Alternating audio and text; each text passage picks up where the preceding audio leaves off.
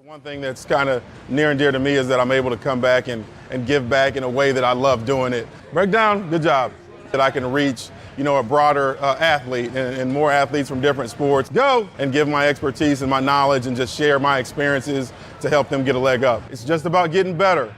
It's not about being the best today. We're going to get you faster and quicker as we go. For me, it's the experiences of things that I have gone through and things that I wish I'd gone through, or things I wish I'd known when I was their age. So that's the biggest thing that we always trying to emphasize to these kids. Give everybody some love. Good job. Good job.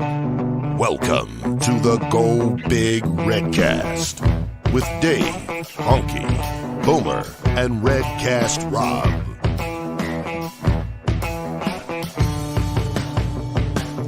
Welcome to the Go Big Redcast. I'm your host, Honky, and I'm with Redcast Rob. I would like to extend a warm Husker welcome to Riley Van Poppel, 4-star recruit from Texas, son of Todd Van Poppel, 14th overall pick in the 1990 Major League Baseball draft for my Oakland Athletics. So let me tell you, man, from one team I root for to another team I root for, the Van Poppels are all over the place. Well, that's nice. Well, the team that we root for, we have one of their great all-time players with us tonight. But first, to go through our regular promos, the next show up on Wednesday will be the Fan Forum with Glenn Snodgrass, York High School football coach. That'll be Wednesday, June 15th at 8 o'clock Central Standard Time. As always, we have our promo code REDCAST for hailvarsity.com/subscribe. Get $10 off your yearly subscription. Rob, how about our new sponsor, FSC Edge? Well, it's a fantastic opportunity to work for a rapidly growing company that also enjoys the benefits earned with having a competitive, stable history of over 20 years. And what is FSC Edge, you ask? That's a great question. It's a leading technology innovator serving governmental agencies, expert services helping worldwide patent offices meet strict processing and publishing timelines while delivering exceptional quality. And they support some of the world's largest patent offices throughout the U.S. and Europe, including the European Patent Office, German Patent and Trademark Office, U.S. Patent and Trademark Office, and they're the only group of companies worldwide to provide such support to all three of these agencies. So their team is constantly growing, and they're always looking for new people to join in their mission. So check out available jobs today at www.jobs@fsc.com. Nice. We also have Alumni Hall, 2 Lincoln locations, and use DAD22 checkout. You'll get 20% off. And that'll be, it's Father's Day this Sunday. So Redcasters, go out there and make sure you go to alumnihall.com/Nebraska-Cornhuskers. And last but not least, our good friend Smack and Smooch out there in Elkhorn, Laura and Shane. Get some custom shirts and specialty items, 308-325-2542. And, of course, you've got the QR code. There we go. Steve, we have a guest tonight. He played at Nebraska from 1996 to 99. Started a total of 20 games for the Black Shirts while lettering all 4 of his seasons. He made first team All-Conference and second team All-American in 1999, propelling him to a third-round pick in the 2000 NFL Draft by the Green Bay Packers. In 2006, after his playing days were over, he founded Developing Relationships Through Education, Athletics, and Mentoring, DREAM for short, to help at-risk youth living in poverty. We welcome to the Redcast, Steve Warren. Thanks for having me, guys. Steve, right there, I mean, that's a lot. That's a heck of a bio right there. And I think a good place to start with this is with the DREAM org. And, I even started to do a lot of research on it because initially I just thought just Warren Academy, but DREAM really is kind of the parent company over everything there. And that's developing relationships through education, athletics, and mentoring. Can you kind of give us, a little bit of background and everything on what DREAM is and how you got that started? DREAM is our nonprofit organization. I started that right when I got done playing. It was probably 2005, 2006. I played 3 or 4 years in the NFL and a couple years in arena. Bunch of injuries, went through a bunch of injuries, a bunch of different things, and moved back here to Nebraska and was trying to find my way and what to do next with my life, and decided to start an organization for kids. So it's in a nutshell, it's after school programs, it's mentoring, athletic programs for athletic development and athletic performance, and then of course our football academy. So we are dedicated to, helping young people, get exposure to different things that they might not normally have exposure to, whether that's training, whether that's a mentor, or, just things to do after school to keep them busy, and to give them a leg up.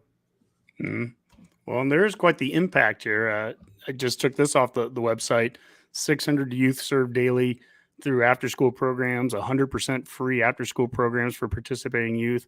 200 young men attend our Becoming a Men mentoring program, 194 service days after school. And then this was back in 2018 to 19, but 55 current collegiate athletes who are through that Warren Academy. So that's really impressive. And those numbers, I'm not sure if they've changed a little bit since then, but that's still, those are all very impressive numbers. The numbers are about the same as far as what we do every day in the schools. It's around 600 every day of what we serve. The collegiate athletes is gone up quite a bit. That we usually average probably around 50 to 60 current athletes that are in school right now, but we've had hundreds of athletes that have come through our program that have gone on to play collegiate sports. We're actually now not just servicing football. Mm-hmm. We have athletes from all sports through our sports performance training. So now those numbers they're getting harder to track every day, but we're doing our best just to make sure we're helping those kids out.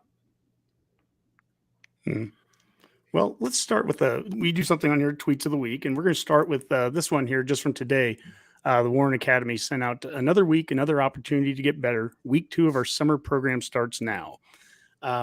So it is summer now. So what makes up the summer training? What goes on, I guess, at Warren Academy during this time of year? And can people sign up even right now, 2 weeks in, or how does that work? Yeah, there's really never a time we cut off registration. We prorate whatever we're doing as far as training goes. So our summer academy is primarily our strength and conditioning programs, as well as our speed and agility programs. And then we also have our position specific training throughout the summer for football. So each one of our positions that we work with, they have a 1 or 2 coaches that athletes can sign up with and do either individual or small group training with. So there's a variety of things that we're doing right now. We have individual speed coaching, and we've got a few track coaches on our staff now that do jump training and speed training, as well as just our speed and agility work that we do now every day. So everything's kind of in full swing right now. We've got a few high schools that we're working with, Central High School and Creighton Prep. We're going on our 3rd year of doing their strength and conditioning for them. And so we're excited about that. Northwest High School is also using our location this summer to do things out of. So it's been good. It's fun to see, all the different athletes coming through and from all over and all ages. So we start with 10-year-olds, and that's the age that you can kind of start training and doing stuff with us, unless we have a specialty camp. But we're 10 through college now, so it's fun to see all the athletes coming in and doing different things. Mm-hmm. Yeah, you're based out of Omaha, but Yeah. I've seen a number of the players or athletes that have come through it. I mean, there's kids from all over the place. Ben Bramer, yeah. I saw, was involved with it. He's from Pierce. So yeah, where are you located in Omaha? We're in 3 different locations in Omaha and the surrounding area. So we have a location in Gretna. We partner with the Gretna Performance Center out on about 204th and 370. We have a location there that we do things out of. And then we're also on Giles Road in the Omaha Sports Complex. It's the big indoor soccer complex. That's our kind of our main base. And then our first location was actually in North Omaha, right across the street from Northwest High School. So we have 3 locations there in Omaha. And we do that so, we're not really cutting off one side of town or the other, and hopefully giving everybody access to us and what we're doing. Mm. Well, we're big on in-state recruiting here on the Redcast, and really just regional. I guess you could say the 500-mile radius, but in general, the in-state.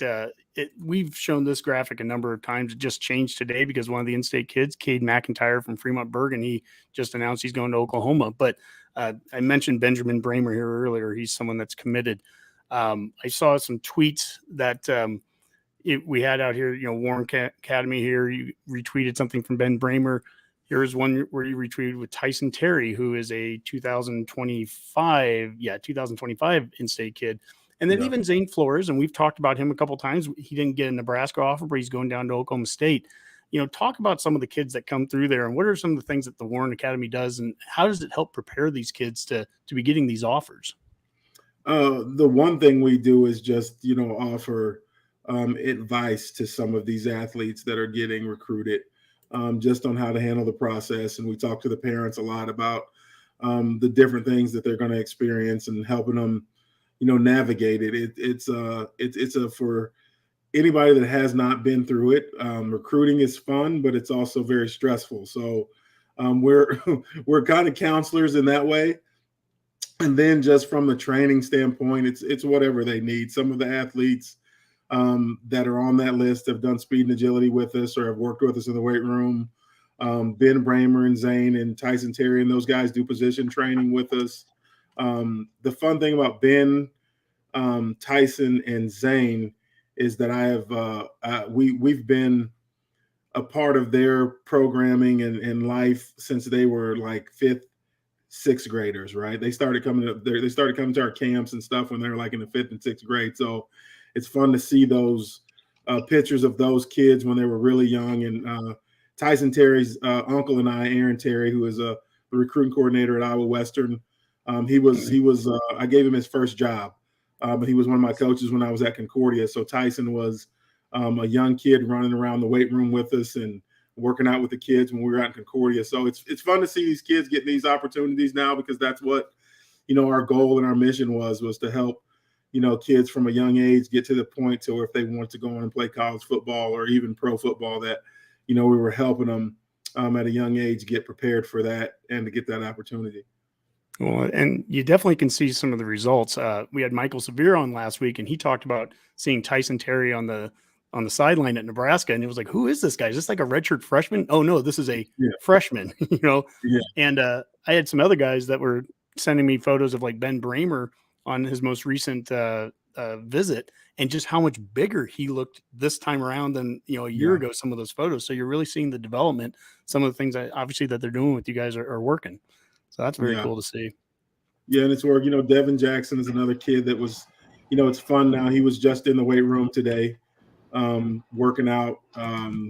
Took a picture with some of our kids that were training and gave them some advice. And it's fun to see those kids. And all those kids on that list that we've worked with are all great kids. That's the one thing that I love about, the kids in this state. Like, for the most part, all of those kids are really quality kids, and their families are great people. So it's our job is pretty easy, because we've got great athletes to work with, and ones that want to get better, and that listen. So it makes our job pretty simple. Mm-hmm. Well, you mentioned, giving advice. So how does that, like right now, I mean, there's so many things going on. The recruiting has changed so much just in the last 5 years, let alone, I can imagine when you were coming out of Springfield, back in the 90s, how different it is from then. But just in the last 5 years, NIL and even transfer portal, which goes, into after they've already been recruited to a school, but still, how, what kind of advice, or, how do you work with the kids in terms of kind of giving them mentorship during this recruiting time? Because they've got to be getting so many things in their heads and ears, and they hear so many things from different coaches. So what, how do you help them through, kind of navigate through that? It changes every day. So that's the hard part is, now I would love to be in this recruiting process, just because the opportunities that you have with the NIL, like there's some huge opportunities for a lot of our kids that we're working with to go in and make some, life-changing money in the beginning. Things that we never would have thought possible when we were playing. So I would love to be a part of that if I was an athlete coming out right now. But at the same time, the amount of other stuff that comes along with it, there's always going to be those hanger-ons and those people that are trying to take advantage of, who you are, and trying to, gain some type of advantage for themselves or opportunity for themselves. So as a 16, 17-year-old, you don't really understand that. until something negative happens to you. So, we try to do our part and just to be a voice that they know they can trust, that we don't want anything other than to see them win.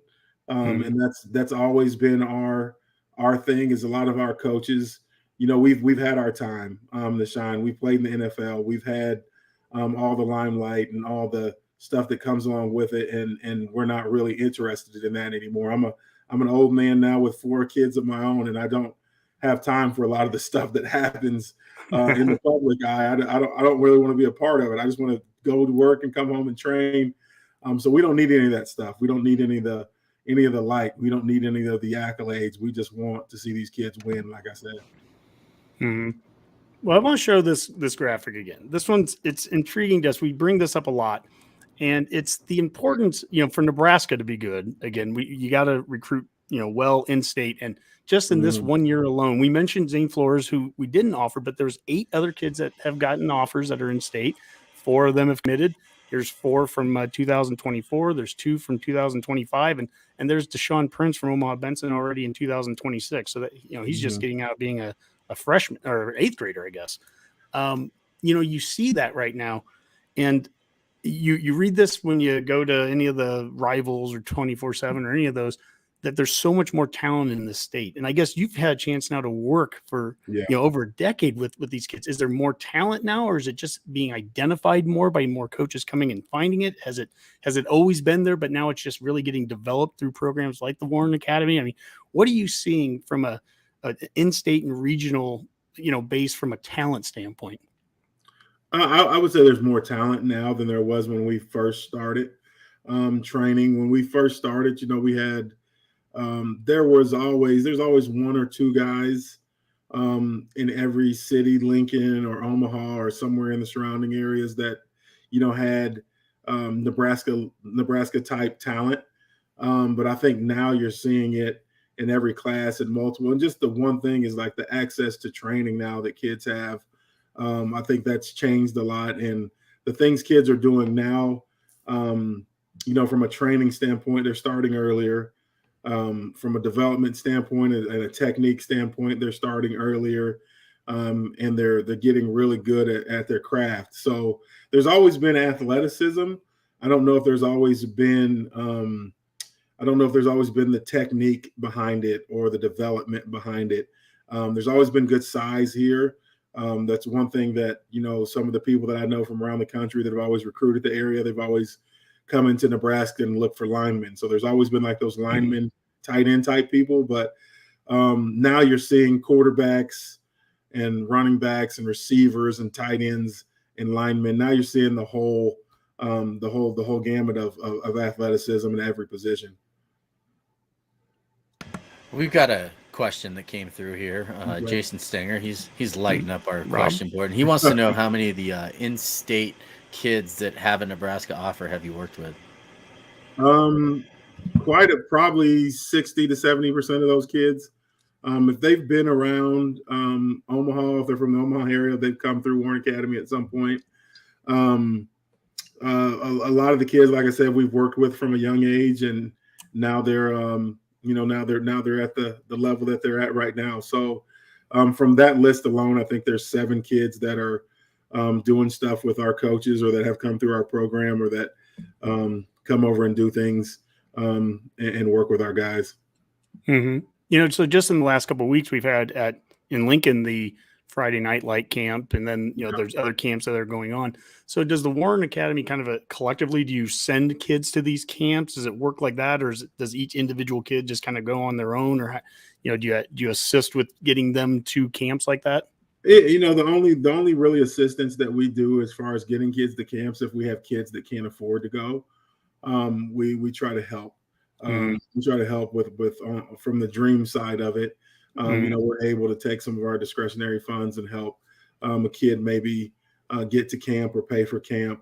But as far as like going to camps, we don't really transport kids unless, again, if someone needs it and they don't have a ride, we'll take care of that. We've done that in the past. Our big thing is just getting them ready for camp.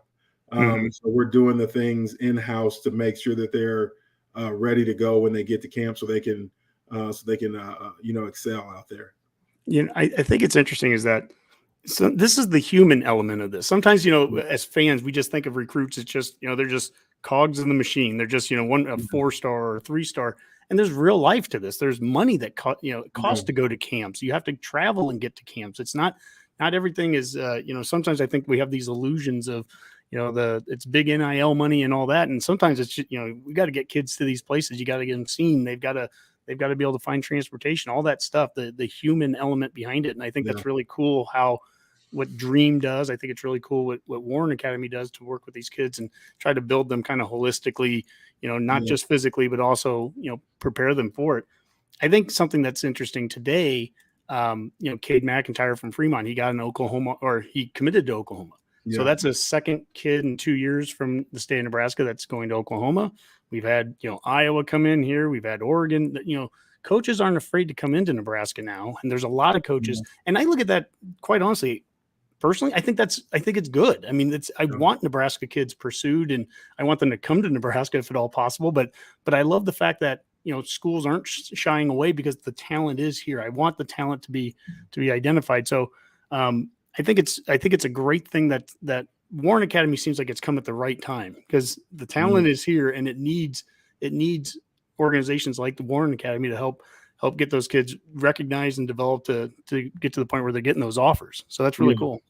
Yeah, it's kind of amazing to see the amount of colleges that are in here now. It'd be, I'm a Husker, so it'd be nice for us to, to draw a line around our borders and, lock these kids in here and get them to Nebraska. But at the same time, the Warren Academy Dream side of me, the person that's here to help, to help guide kids and give them the advice, we're not really sold on them just going to Nebraska. We want them to go to the best place that it's good for them and their family. Now, we hope they go to Nebraska.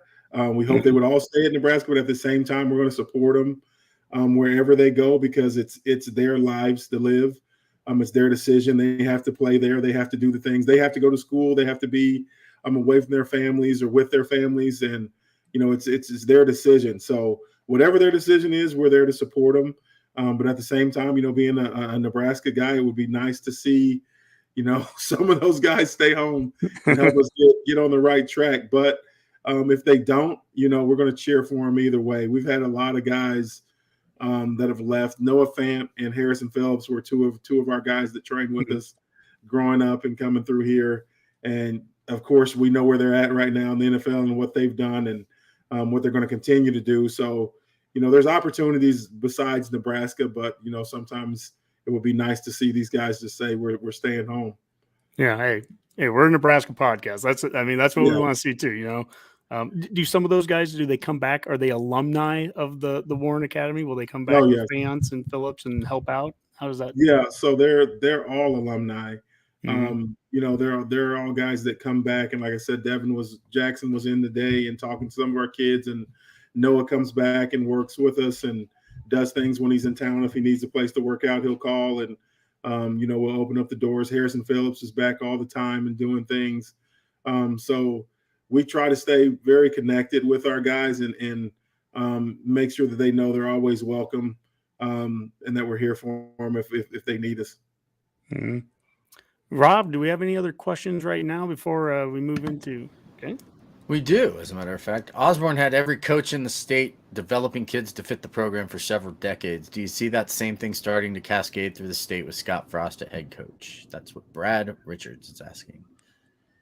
I would say that I don't know if he had every coach in the state developing the kids for the program. It's one of those things that what the college team does, and you'll find this pretty much everywhere. What the college team does trickles down to what the high school level is doing. And that's pretty much in every state. If the major college team is running the spread, most high school teams in the state are going to start running the spread. If they're running the option, most high school teams in the state are going to start running the option. So the one thing I think that was happening a little bit before Scott is that the game changed so much into a vertical threat and more of a passing game. I would say now that I see the trend being the same, like what they're trying to do down in Lincoln. But at the same time, the games evolved, and it was evolving already before Scott got here. So I think that now we're seeing, what looks like football everywhere. You're having guys that are wanting to throw the ball all around the field, and the run game is still, a part of the game, but it's not the part of the game now. Now where you got receivers and tight ends that are doing amazing things on the outside, and quarterbacks that can throw the ball all over the field. So the one thing I wish that would catch up is defense. I wish defense would catch up. Now you see every kid now wants to play receiver, but somebody's got to guard those guys. So I wish more kids would take a defensive mindset and want to play defensive back or play outside linebacker or rush the passer. The lineman is still always kind of going to be the same. Big guys are big guys, but as far as like the skill position goes, I wish the defensive players in this state particularly, I wish more people would focus on the defensive side of the ball, because there's a lot of opportunity for kids to play defensive back right now, and it's not being taken advantage of in our state by our high school athletes.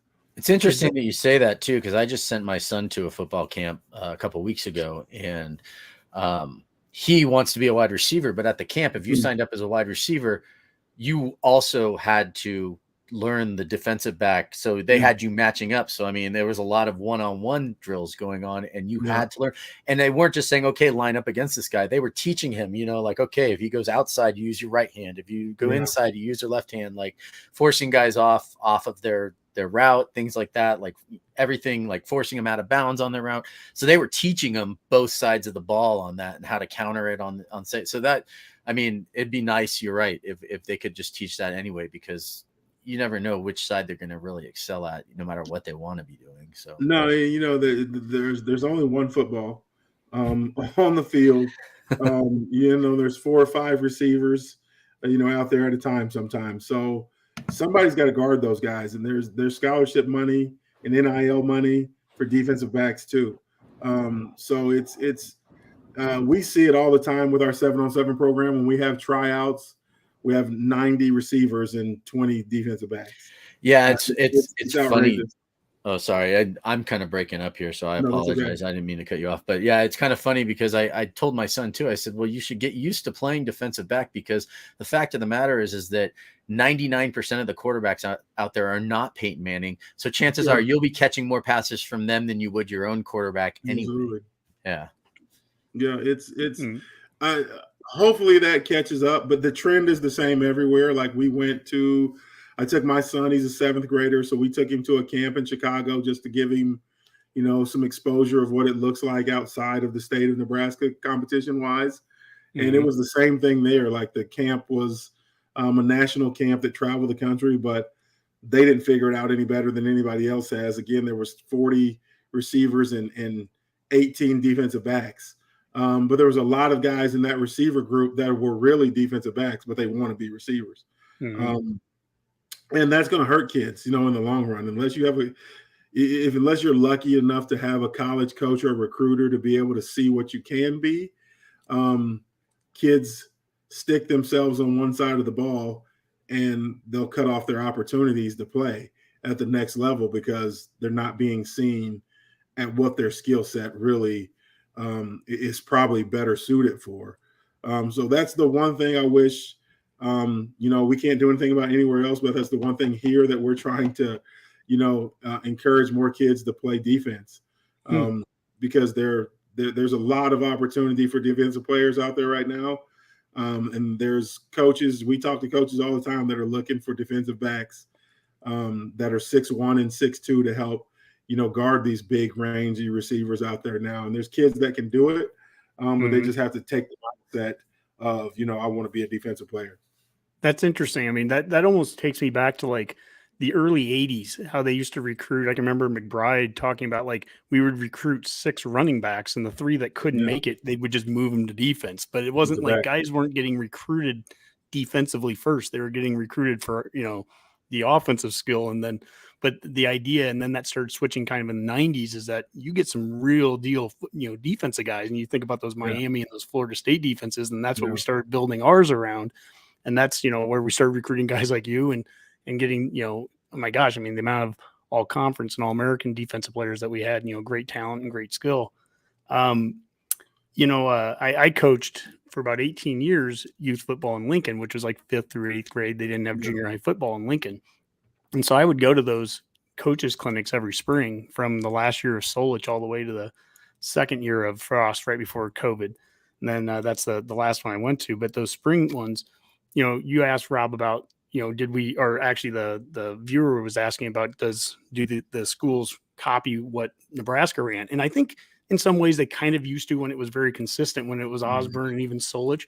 But man, once it got to Callahan, and then the offenses switched, and then you bring in Bo, and then you go to Riley. And by that time, I mean, everyone's kind of running their own thing. And it's a lot more, Nebraska high school football now, what you see offensively is so wide, spread now anymore. I mean, it used to be when I was playing, and I say playing as I went to Columbus Scotus, and I was not a starter. We'll just put it that way. But back in my day, I mean, you might have one team on the schedule that throws the ball. We ran a 6-2, and we had 3 defenses: outside, middle, inside. That was about it. And we won a state championship doing that, right? The amount of offenses that are out there now, and the amount of the different styles. I mean, it's really impressive. It's totally changed the game. I have a question. You talked about going to like a Chicago camp. I guess going to that, is that an eye-opening experience for your son? Was it an eye-opening experience for you? Like, are you going there and just being wowed by all this talent? Are you going there and saying, you know what, the camp that we went to in Omaha, it's not that much different anymore? Because it used to be kids had to go. They had to get to St. Louis. They had to get out of here to get seen and be around great talent. But is that gap narrowing now? The one thing I think it has narrowed, like we weren't wowed by the athletes in Chicago, but we had been there, to St. Louis this year to play 7-on-7 and seen a lot of that Chicago talent come down there and play against us. So it wasn't anything that we hadn't seen already this year. It was just a different environment that I wanted to put him in from a training standpoint. I think the one thing that my son learned, that I was happy that he learned that a lot of the game is rigged, right? Like that recruiting, even the recruiting side of it, and the ranking side of it, a lot of it is not real. There's things that happen in the recruiting world and the ranking world that are, pretty messed up. And it's pretty politically driven a lot of times.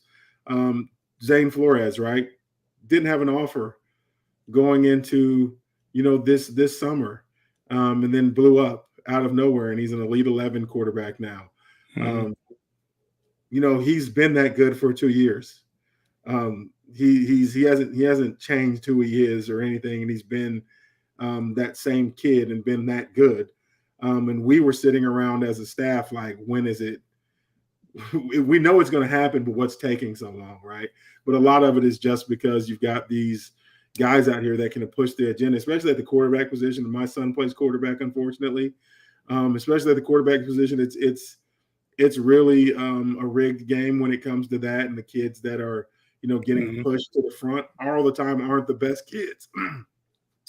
Excuse me, but so my son actually saw that in the camp. There was a kid that was picked as a camp MVP, and he had been training with the coach for the last however many years, and he wasn't very good.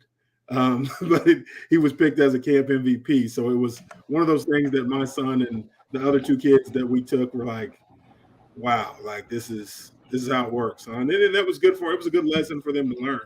Well, he tried really hard. He tried really hard. So it's not really these rankings and kids getting these offers in 8th grade and 9th grade. None of it really matters, because it doesn't really matter till it gets real when they're 11th, 12th grade. And a lot of these offers that kids are getting right now, they can't commit. So a committable offer versus not committable. They're non-committal. They're non-committal. A lot of them are non-committal, and they're like popularity things. And so Steve, it's a good lesson for kids. Can you explain? Yeah, can you explain what that means? I mean, we've heard that before, but we've had questions to us, and I don't always know how to Mm-hmm. answer that. What's a committable and a non-committable? I mean, it doesn't make sense to me. It's basically like there's a lot of kids out there right now that have offers that if they wanted to call the coach today and say, hey, I want to commit, they wouldn't allow them to commit. Because it's an offer that basically says, hey, we think you're going to be good. And because you're kind of highly ranked, or you have some clout behind you, it's a good look for us to offer you. But I'm not going to lose my job if an 8th grader commits that hadn't played a down of high school football, right? Like that's not really going to happen. Like kids that haven't played any varsity snaps, most of those kids can't commit. Most of those kids cannot commit because most coaches will lose their jobs if they start signing kids that haven't played any varsity snaps, because a lot of those kids aren't going to pan out when it comes to playing varsity football. Some of them will, some of them won't. So it's like a bet, right? You're kind of hedging yourself as a coach and as a recruiter to saying, okay, if this kid does pan out, then we were there first. If he doesn't, you didn't lose anything, right? If he doesn't, you pull the offer, you move on. We're offering 20 other kids anyway at the same position. So yeah, there's a lot to the game that goes there. And then a committable offer is just what it sounds like. Like these kids can commit. You know, they've got solid tape. They've been to camp. They've played some varsity snaps.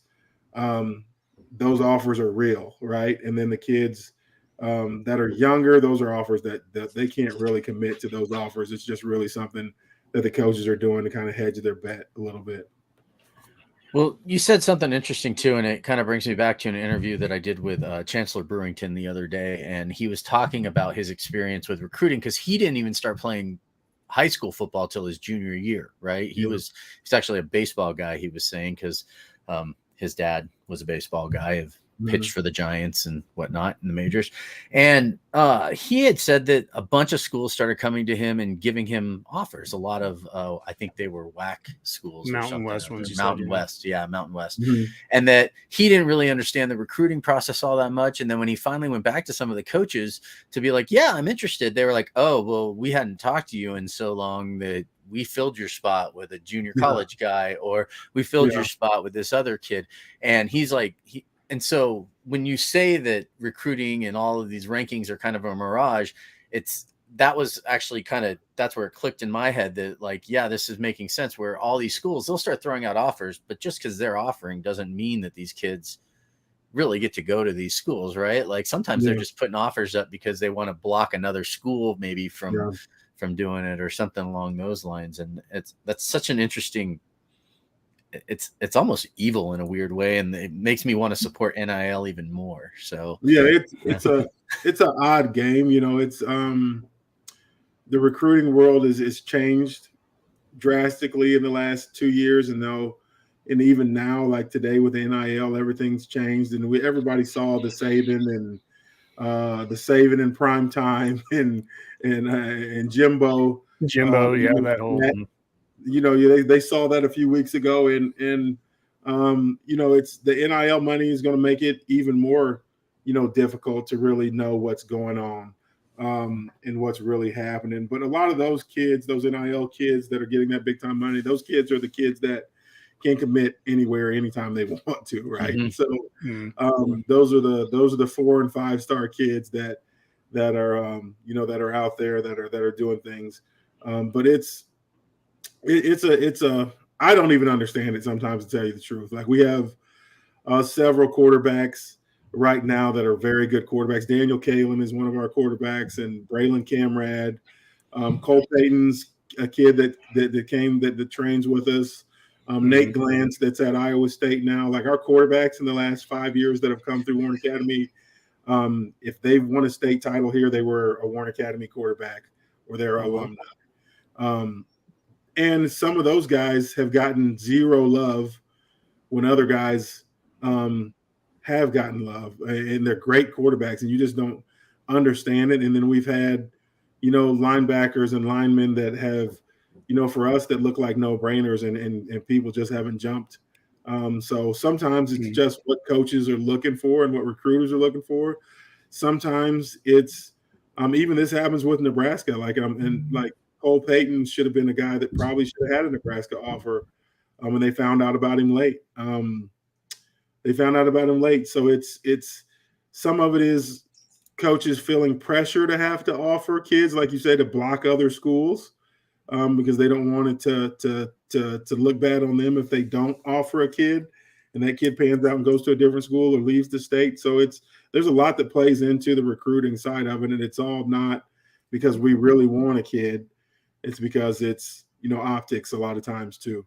Well, you mentioned a number of quarterbacks there, and you eventually at some point you'd think that the Warren Academy you start to build this reputation of, hey, you're sending kids to the next level at that spot. I think back to Penn State as linebacker U, or Nebraska was running back U. You build this reputation, and the next level will start to look at that and say, hey, that they're producing them. So you just rattled off 4 or 5 quarterbacks.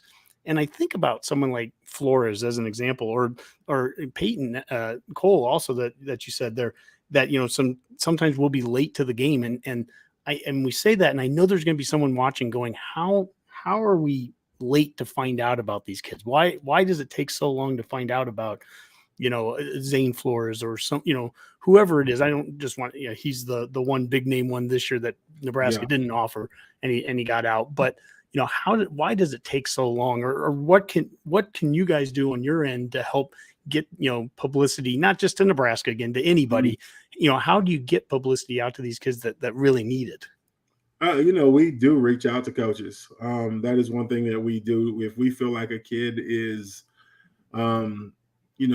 capable of playing at the next level, we do reach out to coaches, and we do send information out about the kid, say, hey, you may just want to watch, out for this kid.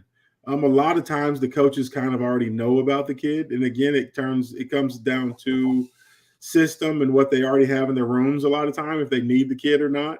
And then there's the no-brainer talents that it doesn't matter who's in their room, they're going to offer the kid anyway. Mm-hmm. The one thing that hurts Nebraska the most that is starting to change is the competition level hasn't always been perceived as being the greatest. But now, with the number of kids that are going on to Power 5 conferences, and not just going on and getting scholarships, but going on and being good players, that makes a difference. Like signing, the one thing that'll hurt Nebraska more than anything is all these kids get out and go to all these colleges and they are bust, because coaches will not recruit the area anymore if they hadn't had success with good players. Mm-hmm. I think back to my era of playing is Nebraska had, just in our region, had so many guys that they got out of Missouri that panned out, that turned into really good players that were around the areas that we could. So they kept coming back, right? Like, because they knew the kids that were playing, in those areas could play. So that's the one thing that'll hurt this area, is if these kids now that are getting offers that are leaving the state don't pan out, the coaches won't keep coming back here. So these kids have to go and be successful for it to keep working here, because otherwise they'll shut the doors and say, well, those kids, we signed 2 kids from there and they couldn't play. So a coach will go back there, because at the end of the day, that coach's job depends on him recruiting players that can come in and contribute and help them win games. And if players can't come in and do that, they'll shut the door on the areas that aren't helping them get to that level. So hopefully that doesn't happen. A lot of the guys that we work with, we feel like can go and play on the next level, and we'll reach out to coaches. And several of my coaches are close with recruiters or coaches in different places, and we have conversations all the time. Yeah. Well, and as you're reaching out, feel free to always use Scott's number first. Put him on speed dial number 1. Then and then you can fan out from there. But yeah, let's believe me, Lincoln. We've sent our fair share of messages down to Lincoln to the different coaches down there and said you should look at these kids. So they get as many calls as anybody else does. They get the first right of refusal. All right. Well, let's talk about Lincoln for a second. This is where we're going to transition away from talking about recruiting and all that right now. Let's talk about your days back in Nebraska. And like I said, you played from 96 to 99. You were second team All-American in 99. You were first team All-Conference guy then. talking about recruiting, what was the recruiting process like for you coming out of Springfield? Kickapoo High School, is that correct? Correct. Kickapoo. You said it right. Kickapoo, the Chiefs.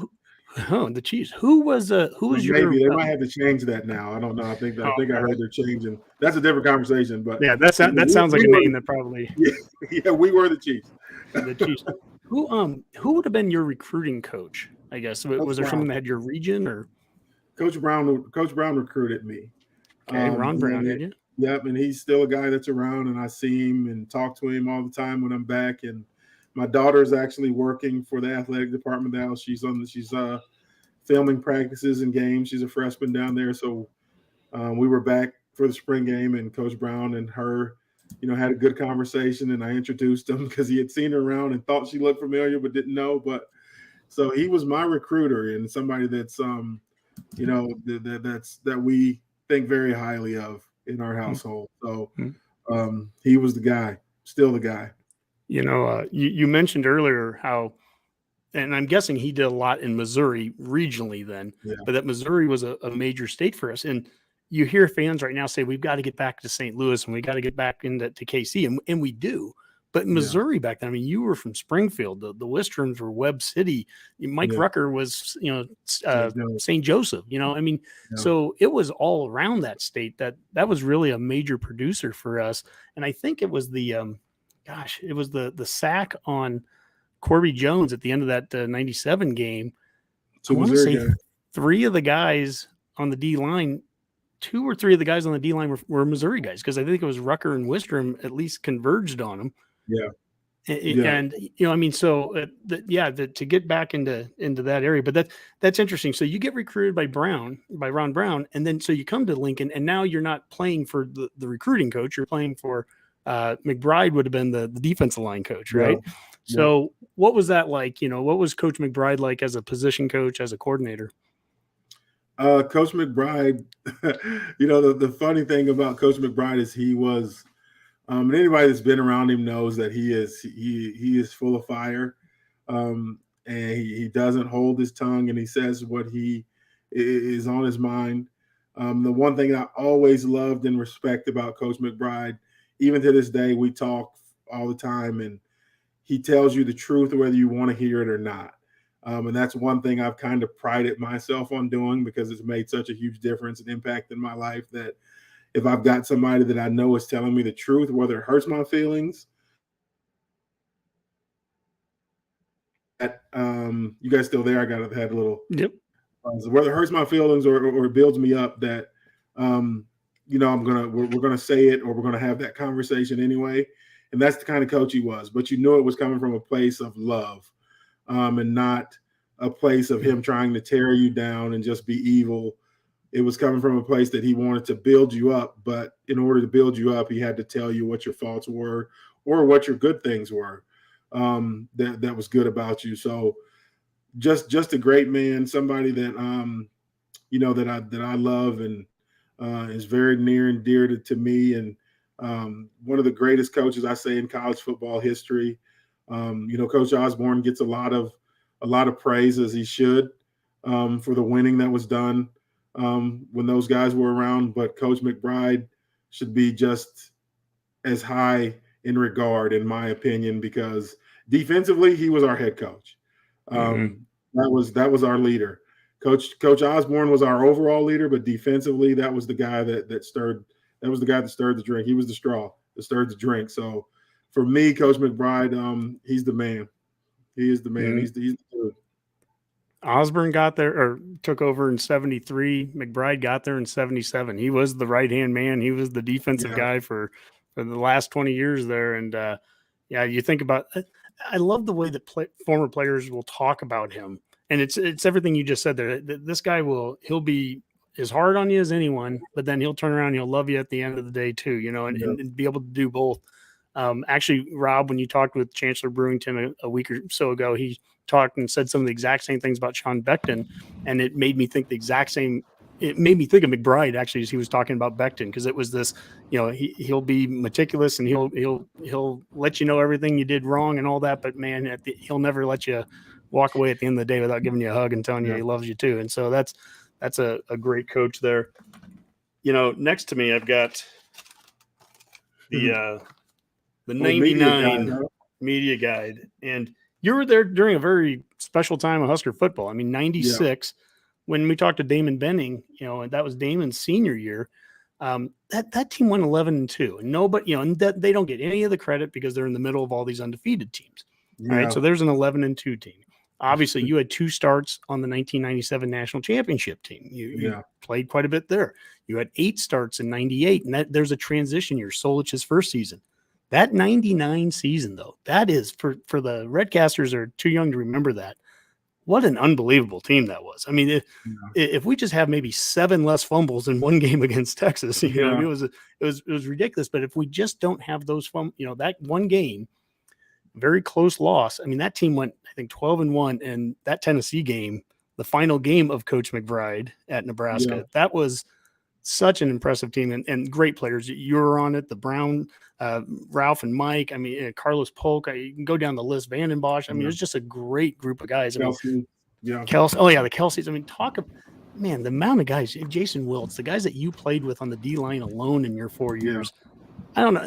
I'm rambling here. Just tell me about your 4 years. What was it like to be there during that time? This is how I explain how it came in. As my first, I love to tell this story. My first full pad practice as a freshman, and we're doing inside run. And, I'm a defensive tackle, nose guard. I've got the A gap. That's my responsibility, is to shut that down. And all I knew is the ball was snapped, and I saw like a red missile fly through the A gap. I'd never seen anything in my life move that fast through the hole. It was a Mon Green. I'd never in my life seen a human being move that fast on a football field. And that was my very first full padded practice. So right then I knew, like, whoa, these are some different type of cats.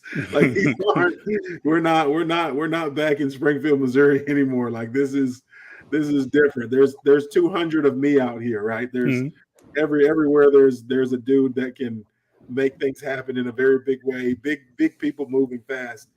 I caught up pretty fast to the speed of the game. Luckily I didn't redshirt as a freshman. I played some as a freshman. But that was like my eye-opening. That was like my moment of like, whoa. Like, this who was blocking you on the offensive line on that play? Aaron Taylor. Aaron Taylor. Not too shabby. Aaron Taylor, Hoskinson, or Heskew. I was hoping you'd bring up Heskew because he's a we'll call him an acquaintance of ours. So it was either one of those 3. And I'm talking about 3 great centers and 3 great guards and guys that could play like. So I had to deal with those guys, and then I had to deal with Dominic Raiola coming in after that. So, practice was a lot harder than games. And that was the difference in our teams. Like, we got into games and it was so easy because the amount of talent on our team, and the battles that we had one-on-one with the guy across from us, were the best players in the country, right, at those positions. So once we got to the game, it was easy because you weren't playing Outland Trophy winners. I had 2 Outlands, two Outlands that I went against in my 4 years, right? Raiola and Taylor, right? So you weren't playing against those guys every week, but every day in practice you were going against them. So it was different. It was different. And I do have faith that one day Nebraska will get back there. We don't know when it'll happen, but I have faith that it will happen. And I have faith that the borders will get locked down in one of these classes, that we'll get, 12 of these guys to say, hey, we're staying home and we're going to build this thing back the right way. But until that time, we're going to keep doing what we're doing at Warren Academy to send out quality talent to help build up, the state and the kids around here. Well, one of the cool things too about this particular year that I like, because I didn't know this before, but Brewington, he was actually recruited by Nebraska kind of last minute. And he said the reason why he didn't come was because he didn't know the guy. So he went to Northern Arizona first, right? But then ended up coming to Nebraska, and he was always had his eye on the school. So that's kind of cool because we ended up getting a guy who was developed by an FCS school, and now he's going to come play for us, and God willing, his injuries are all done. He says that he's going to play this year, so that's great. And then the other kid is a homegrown kid that's back, who also played FCS, was Kevin Williams Jr., right? And he's an Omaha kid. I'm sure you probably know his family. You've probably been around him a little bit. And so those are two guys that wanted to be Nebraska kids that are Nebraska kids now, right? And they've got it right. And that's going to be, for me, that's the kind of culture that I like seeing built already, right? Like, isn't that kind of what we're talking about, right? So, I'm just putting this together, and this is just me, kind of looking at what we've got coming in, and I don't look at what we lose, because we're going to always lose guys, right? That's just going to be the way it happens, whether it's because of the system or because, like, the kid we lost today, apparently his parents are huge Oklahoma fans. Like, you can't compete with that, right? Like, he's probably been rooting for Oklahoma his whole life in reality. So now he's going to go play for Oklahoma. So, I mean, that's just one of those things that, when I start seeing the culture personally, and I'm really going to ask for your opinion here, I'm seeing a difference in the way that this team is approaching this year, especially with the new coaches. What's your opinion on that? Like, you've been a part of a winning program. So what are you seeing going on right now? I don't care about the last 4 years. What are you seeing right now? Yeah, I see, guys that are looking at Nebraska more than they would have probably in the past. What it seems like, this is the hard part about being in Nebraska for me, though. From a media perspective, and we're all do different things in the media, including myself. Recruiting in Nebraska has always been blown up more than, especially in this past 10, 15 years. Like, every kid that's committed has always been the best kid ever in the country, right? So you don't really get a real view, because when a kid gets here and he's like, wait, this kid can't play, right? Like, all I heard was how great this kid was, and he's terrible, right? Like, so that's the hard part, is knowing where that line is at now, because there is so much excitement about the new coaches, the new players transferring in, how much of it is going to stick and be the truth. Like, how good are these kids really going to be when they get here? That's the hard part for me. So I'm always been, and especially lately, and especially the last 10 years, I've kind of adopted that I kind of turn my ears off in the off season. Like, I kind of don't pay attention to a lot of what's going on in the off season, because at the end of the day, for me, as a former player and alumni, all that matters is what happens on Saturday in September. That's what's going to tell me if what work was done in the off season, how much development was done, how much learning, how much the players bonded, what type of chemistry they have. You can't fake it on Saturday when the live bullets start flying. You can say anything you want to say in July and June and March and April when you're training, and you can make it all sound good and spin it. But in the fall, when it really starts going down, you can't fake it. So for me, I've kind of turned my ears off to a lot of the recruiting hype, and I couldn't really tell you a lot of kids that are coming in, and a lot of kids and where they come from, because for me, it's okay. Right now, it's prove it. Prove it. Well, you were one of only 6 guys to play as a true freshman in '96. So, I mean, and that was, again, think of the time that you were at to play as a true freshman, especially on the D line. I mean, that's almost unheard of, right? But how about this? When you got recruited, see, when I used to pay attention to recruiting back in the mid 90s, it was just, I opened up a newspaper and, oh my gosh, it announced that we got some kid. I've never heard of him before. This is the first I've ever heard. And he's in our recruiting class. And that's how it worked back then. Now we know about kids coming out of the 8th grade, right? Assign yourself a star ranking coming out of high school. Would you have said you were a 3-star? Were you a 4-star? Were you a 5-star? I mean, you're a kid. No matter what the star was, you came in and played right away. And so this is the prove it point. But what were you as a recruit, do you think? I've always thought I was, just who the era of guys we played with. We always thought we were the best, right? Like, we always thought we were the best players in the country, right? Coming in. So I would have loved to believe I was a 5-star. I probably would have been a 3-star just because of my height.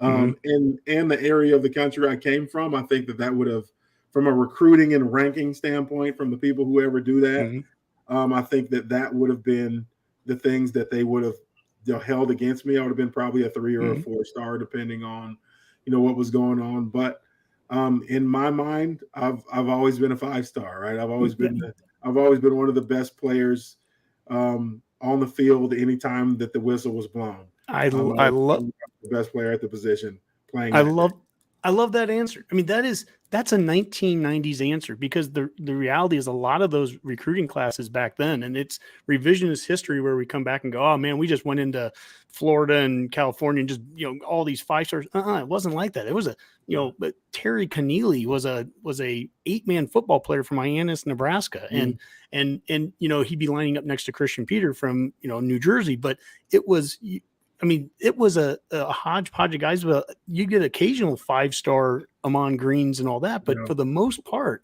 you're bringing in kids that are 500-mile radius guys. Probably would have been, the quote unquote 3 stars, but they came in with 5-star mentalities, man. And again, and I think to what you said earlier, at the end of the day, who cares what star you were? You came in and you proved it, and you got on the field immediately. Didn't even redshirt. I mean, we need guys that have that kind of mentality coming in. I don't care what their ranking is. They just need to come in with the right mentality. There's things that I've been told about, like, my own recruiting, and that I didn't know until 5-10 years ago. I didn't know that I was like blue chip regional player of the year. Like, I didn't know those things. Like, I didn't know that, the ranking wise, I was, 9th best player in the Midwest, or I didn't know any of those things. Yeah, I saw some Super Prep magazine. Super Prep magazine had you like number 9. Yeah, so I didn't know those things growing up. Like, the ranking didn't matter as much then as the offer. Now the ranking means more than the offer. And that's where the game has been flipped on its head. Is kids care more about the star than they care about the offer of what's going on. So it's now ranking is everything, and a lot of it is not real. There's a lot of stuff that goes on with the rankings that kids are getting ranked higher than kids. If you're from California, you're going to get a higher ranking than a kid from South Dakota. Just is what it is, because the competition level you play. You might not be a better player. In most cases, you're not. But it's because of where you're from and who you're around, and that gets your ranking boosted. And that's what happens to guys in Nebraska, is like they have to go out on these circuits and prove that they're just as good as everybody else because they're from Nebraska. If Zane Flores was in Texas, he'd be a top 5 quarterback in the country. Yeah, no doubt. Harrison Phillips should have been in Nebraska. They ended up having to go out to California to get to camp. Harrison Phillips, if he was coming out of Texas or Florida or California, would have been a 4 or 5-star athlete. But because of where we're at in the region, and because it's not the most populated place, and it's not historically the best football being played across the country by somebody that really doesn't know football or never played the game. That's the problem that bothers me. It's just somebody that's ranking kids based off of region and what they look like in gym shorts instead of what they play like in pads.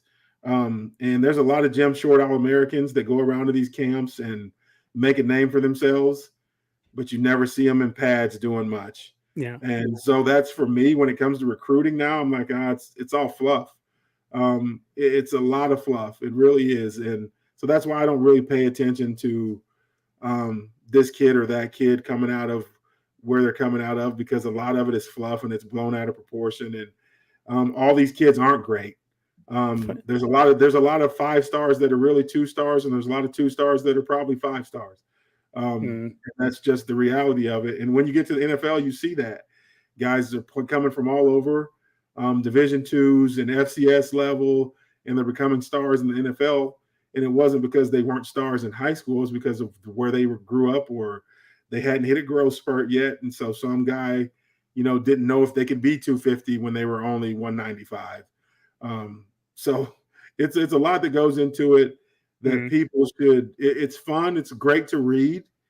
But I wouldn't put my life insurance on it. I would just tell you that. Like I'm not going to put my family's future on recruiting Right. and the truth behind recruiting. I'm not going to do that. I mean, just some of the words you've used tonight, not real, fluff, committable, not committable. I mean, so much of it is a game, and recruiting, it's a necessary evil. You got to recruit, obviously, but at the end of the day, I'm so in line with what you're saying. I don't get deep into, what's this kid? Is this kid committing that's coming here this weekend and all that? I mean, I go to these camps sometimes and I watch them and I'm like, this isn't even football. I mean, these guys are running around and they're great athletes. Don't get me wrong. And that's a nice catch and a nice throw, but I'm a full pad guy and practice guy. I mean, I want it, and you're not seeing a lot of that anymore either. So this is the get off my lawn. I'm the old guy, saying this stuff now. But well, it is. There's a lot of that goes into now these camps.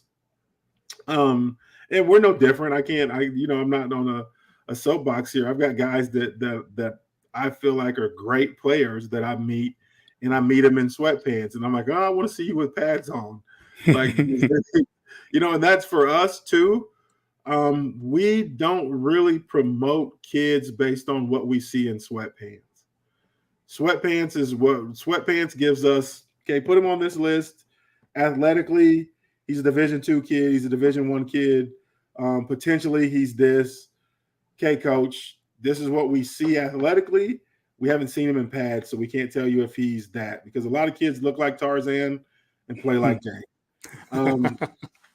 That's just what it is. Like there's a lot of kids that you get them in shorts and they're the fastest kid on the field and they jump the highest and they run through walls and they run through bags like madmen, and you put them in pads and you're like, wait a minute, where'd this kid go? Like this kid's not tough at all. Like the things that really matter in football, toughness and grit, you don't see that anymore when you put a lot of these kids in pads. So those kids, when we meet them and they're in sweats, we don't really put them on a list to say, hey, this kid's a no-brainer, till we see him in pads and we know what they can do in pads. But, we promote kids that deserve it. That's for sure. Well, this has been a fun talk. And I think I love what you're doing with the Warren Academy. I think it's great. I think you have a lot of wisdom that is really good for the kids that you're working with. I think this is a good question to kind of take us out on this. And this is from Abby Harris. And she said, if you could go back and tell your high school senior self one thing, what would it be? Go back to 1996 there. Work harder. Work harder. That would be the one thing that I would tell myself. I was always kind of been a humble kid, but it came very easy for me in high school. And it was kind of easy for me in the beginning of college too. Like I was a pretty good athlete, so things weren't that difficult for me athletically. And I was always big. I was always strong. So those things were natural gifts. So I took those for granted, that my natural gifts would take me all the way through. And it took me a while to figure out that, talent alone isn't enough. You've got to do the things. You've got to take care of yourself. You've got to get sleep. You've got to rest. You've got to use your opportunity and take advantage of your opportunity to get better outside of, just the football field. You got to do things off the field that make a difference. And then the other thing would be to understand that this is a business. And that's the one thing we tell kids now is don't fall in love with recruiting, because this is a business. That's the one thing we try to push the kids. As soon as a kid commits, we tell them like, hey, don't fall in love with recruiting, because when you get to college, now that you've signed, everything's going to change. Now that you've signed, you have to pan out. You have to be who they thought you were going to be, or life changes for you in that locker room. Like, you don't want to be the kid that shows up with all the hype and turns into a bust. I've seen that. And that is not a forgiving world, because players in locker rooms talk very bad about you to your face, behind your back. It's very demeaning if you're a kid that doesn't turn out and you had all the hype. So you better come in and live up to it, because if you don't, you're going to hear about it. and coaches lose their jobs based on you not performing. And they're going to treat you like that. Like my job and my family's lives depend on you performing. And kids don't understand that. Kids don't understand that these coaches have families. Coach Frost has kids. He has a wife. He's making a great salary, and he'd love to keep making that salary. But that all depends on two things: how well he coaches and develops, and how well you take the coaching and apply it, and if you're winning. So those things are the things that I would tell myself that I didn't understand, that, natural talent isn't enough. And this is a business. So take care of your business accordingly. Well, thank you, Happy, for that question. You said natural gifts. I want to show one other natural gift you have, and it's not just on the football field. You're quite the singer here. So let me play this. I thought to come up. Amazing grace shall always be my song of praise, for it was grace that bought my liberty. Steve, you did national anthems at basketball games. On your bio and your in the media guide, you did weddings. If NIL was around back then, would you have been making money singing there? Man, I might. If NIL would have been around back then, you guys might not have heard of me. I might not have been the guy that panned out. Like, I don't know if they would have wanted to give me those things back then. I don't know if I was mature enough to handle that. And I hope these kids are, because it's a lot that comes with that. Mm-hmm. Well, Steve, this has been a blast. You asked us before we went on, like, how long is this going to go? And I'm like, it could a half hour, could go 45. Well, we're at an hour 10 right now. And this is, by the way, that's totally a normal Redcast thing. So, this is nothing outlandish. We like to end with our parting shots, and we always give our guests the final one. So you'll have a couple seconds to think up one, but Rob, you don't get a couple seconds. So it's your turn here. Give us some parting shots, buddy. Well, I would just like to say that my daughter has officially made her first appearance on the Redcast in the beginning. And then our cat, Creamsicle Tom, who happened to adopt, I gave him the Tom name because we adopted him right around the time that we interviewed Coach. He made his first appearance on the show tonight as well. So I'd like to just congratulate both of them. They are now Redcast famous. And thank you so much for coming on tonight. No yeah, problem. this has been so awesome. Steve, take us out of here. Oh, man, I think my parting shot would be, my daughter did not make her appearance tonight. You guys got to meet her before we started. So I've been sitting here sweating, waiting for her to bust through the door. My 2-year-old, she loves for dad to get her to sleep. So I heard her pitter patter little feet about 30 minutes ago. And I was like, oh, here she comes. She's gonna. I was hoping she would. I was hoping she'd come on, but she's gonna bust through the door. But man, thank you guys for having me on. It's been fun. And to the people out there, please support Dream. We talked about this earlier. Dream is the nonprofit umbrella for everything we do, our after-school programs, our mentoring, and also Warren Academy is a program or subsidiary of Dream. So go on and support, donate. I promise you, what you donate will go to, helping kids here in Nebraska and helping us continue doing what we're doing. And we just appreciate the support. We love Nebraska. That's why we're still here. That's why we made it home. And that's why we're giving back to the community, because it's a special place. Thank you, guys. Yeah. Redcasters, you can follow Steve at Steve_Warren96 and the Warren Academy at Warren_Academy. And like you said, go to joindream.org. You can donate money there.